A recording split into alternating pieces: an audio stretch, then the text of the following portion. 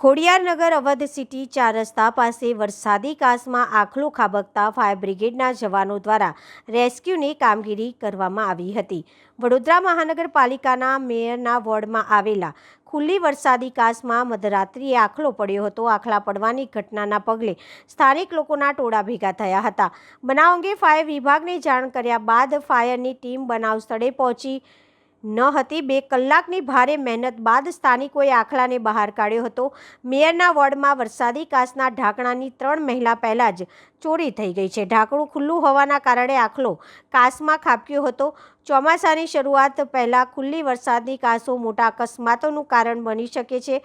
પાલિકા વહીવટીતંત્ર વરસાદી કાંસોની મરામત કરે એ હવે જરૂરી બન્યું છે।